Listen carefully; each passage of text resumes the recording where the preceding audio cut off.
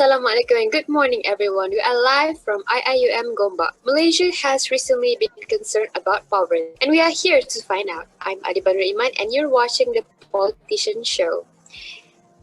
This morning we'll be talking about the possibility of ending poverty. Will the poor always be less? To a better understanding of these current events, we have specialists to weigh in on the basic question. Is it possible to end it? We have representative from UNICEF, Miss Fatin Zakiah, as well as Miss Fatin Fatehah, who is a graduate from Faculty of Economics and Administration, UM. Finally, we also have an expert from NGO and our show who are Miss Yasmin and Miss Panida. And we're going to start with Mrs. Yasmin to describe us the definition of poverty from a world aspect. Alright, the floor is yours. Assalamualaikum and good morning everyone. Thank you for inviting me to this online show. I'm glad to meet everyone and speak today. My topic is about definition of poverty. What is the definition of poverty? The most widely held and understood definition, absolute poverty. Poverty, strictly in economics term, earning less than 1.9 per day. But by this definition, poverty is the condition where is a person lacking financial resource and unable to meet a minimum standard of living. Poverty is a state or conditional in which a person or community lacks the financial resources and essential for a minimum standard of living. Poverty means that the income level for employment is low, that basic human needs can be met. Poverty-stricken people and families might to go without proper housing, clean water, healthy food, and medical attention. Each nation may have its own death roll that determines how many of its people are living in poverty. The key takeaway you can more understand what is the poverty. Poverty is living on one day at a time, and poverty is losing a child to illness brought about by unclean water. Poverty is powerlessness, lack of representation and freedom. Yes, that I talk, you will more understand, right? You will more easy what is poverty and how do we poor experience poverty. That's people that as that people expect what is the poverty that they have no poverty, like you can see like you don't know what how I feel or how they feel, right? Poverty, poor families and children living in the world's low and middle income countries are highly valuable, powerless, and afraid they are dependent on others because they don't have your own clothes, your own money, or your own house, your own, even though they don't have your own health, because if they have sick or anything, they cannot go to the doctor because they don't have money and they don't have any way to go, you know. Yes, okay, that is my definition of poverty. Okay, thank you. Thank you, Mrs. Yasmin. Yes, Alright, thank you, so most essentially poverty is a state or condition which a person or community that lacks financial resource and essential for a medium standard of living, and it means that the income level for employment is so low that basic human needs can't be met. So each nation may have the thresholds that determine how many of its people are living in poverty. Means, do you think that it is right for the government to globally assign to certain people that do not meet a certain income household? What do you think about that when there's a assign to a certain people that do not meet their income household? So what do you think government should do? I think this question will be like on every country because this situation will be it's happening every country around the world, because like maybe it's happened because the government neglect from them, Yeah. and don't care them, and like they don't know what the them have to see, I think it's so difficult. Like government have to do them to take care of them because there is one of citizen of that of that uh, of Yeah. that country. Yeah. Yes, there is a citizen. There is a human. They have to get quality, the good quality of life. Yes, that is the most important of life because if you think if someone you have only five, like in Thai, someone you have only 20 baht per day, Mm-hmm. like that is not enough because Yeah. if you have only 20 baht, I mean in Thai, Mm-hmm. if you have only Yeah. 20 baht per day, like the rice that you have to eat per meal, like it's only 20 baht. It's not enough because Mm-hmm. 20 baht is you cannot buy the rice, you cannot buy the hot dog hamburger. This is not enough because yes, I think that is standard quality of the human right around the Yeah. world. This is Mm-hmm. yes, that's in my opinion. All right. Thank you, Miss Yasmin. Okay, I'm thank you, gonna most move on welcome. to Miss Zakiah. Will you present us some latest statistic based on Miss Yasmin comment? All right, Miss Zakiah, the floor is yours. So first of all, hello Miss Adeeba and to all guests. I would like to say thank you for inviting me to this online interview, and I am so honored to be part of this interview as it discusses matters that are related to my field. I am a representative from the UNICEF, the United Nations Children's Fund, in which we focuses on the improving rights of the child and also their family. So based on the topic discussed today, I decided to come up with the analysis released by the World Bank and UNICEF collaboration on 20th October 2020 this year. It said that there is an estimated 1 in 6 children, or 356 million globally, lived in extreme poverty before the pandemic, and this is set to worsen significantly. So the analysis shows that the number of children living in extreme poverty decreased moderately by 29 million between 2013 and 2017. However, the UNICEF and the World Bank Group warn that any progresses that were made in recent years is concerningly slow paced and at risk because of the economic impact due to COVID-19 pandemic. Although children only took up about a third of the global population, around half of the extreme poor are children.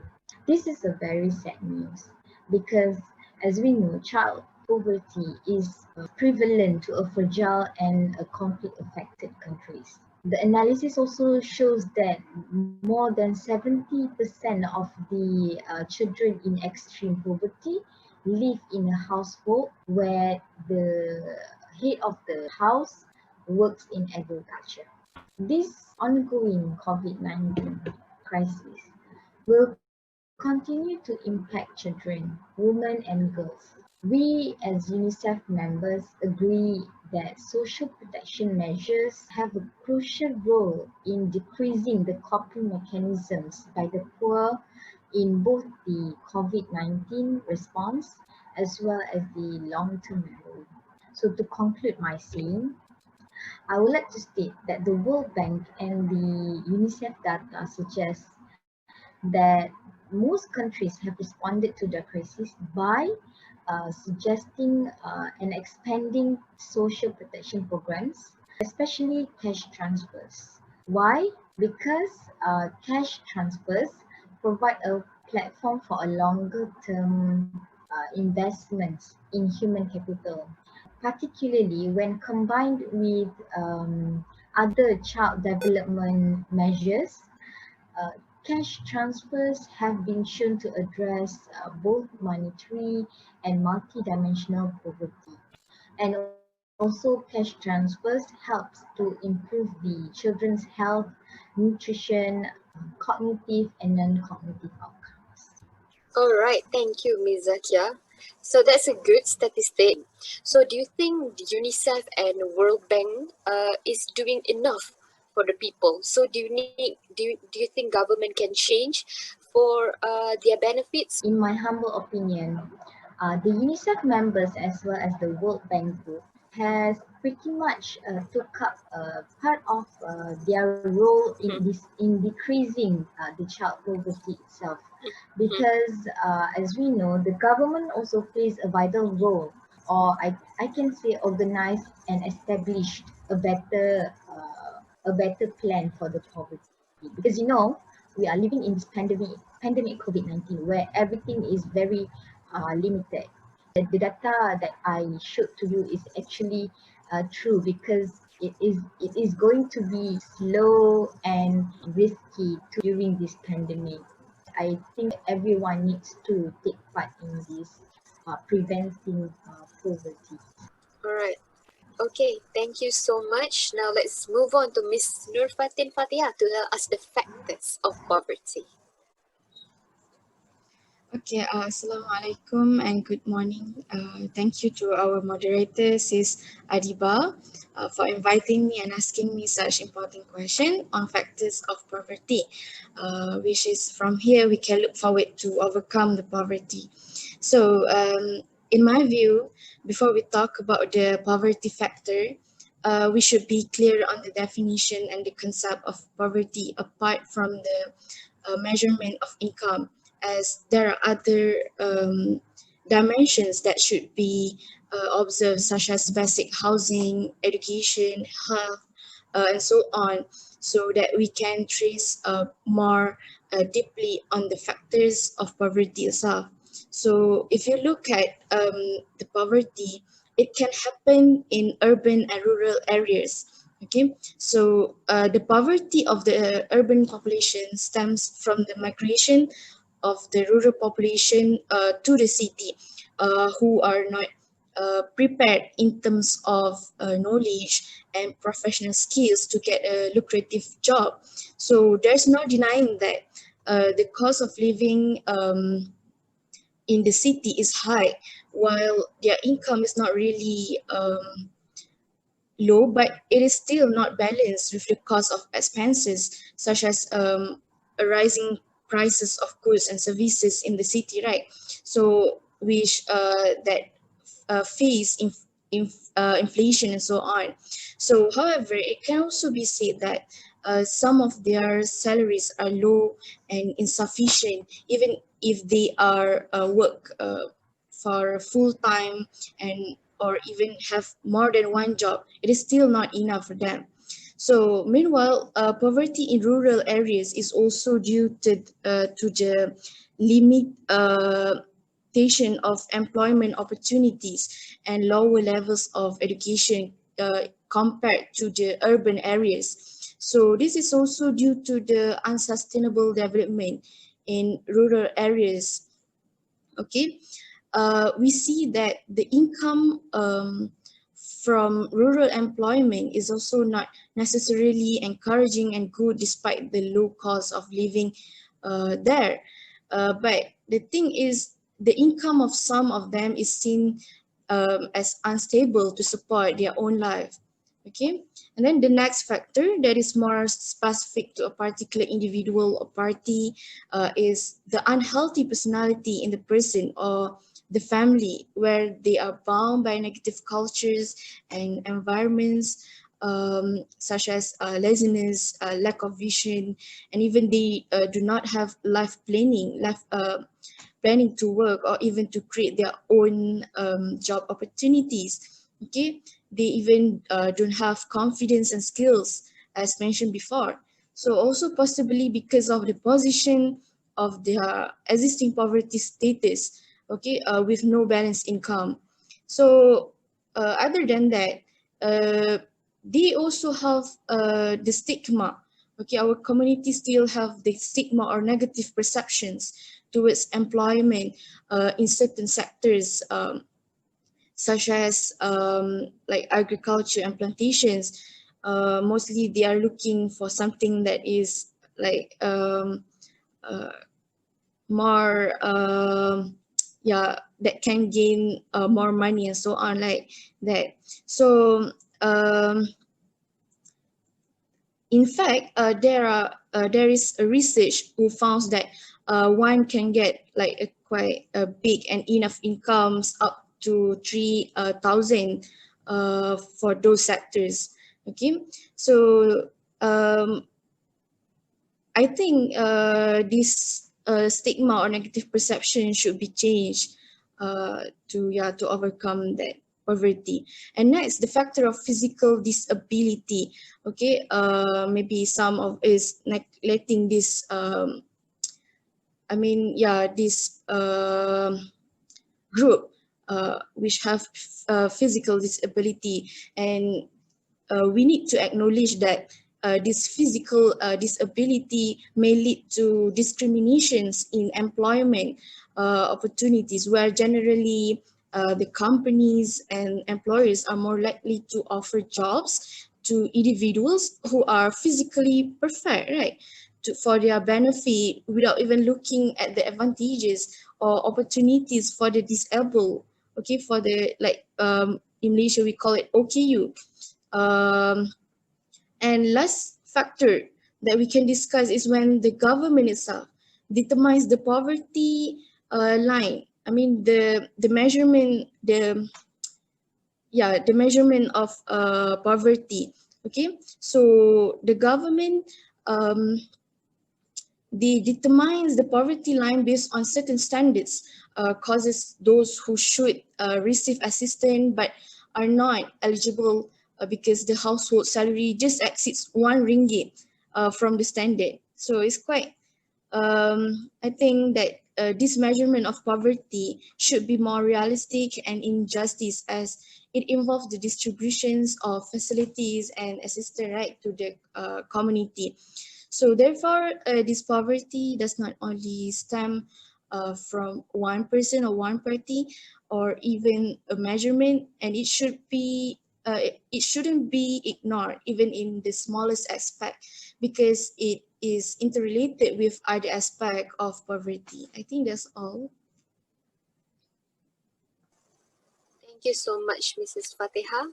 Okay, so essentially factors of poverty is determined by socioeconomic status, gender, ethnicity, and geography. Poverty is a difficult cycle to break and often pass from one generation to the next. So typical consequences of this include alcohol, substance abuse, less access to education, and poor housing and living condition. They increase disease as well. So this poverty is likely to cause increased tension in society. Okay, so my question is, what do you think the stereotypical of people assuming the crime rates is high because of poverty? I agree with that, because they do not have motivation or awareness to move forward their life. I mean, from the current life to the good life. They do not find the alternative to have income to survive their life. So when they are very stressed to gain the income, they come out with bad alternative by doing crimes. Yeah, I think that's all. Yeah, you answered my question.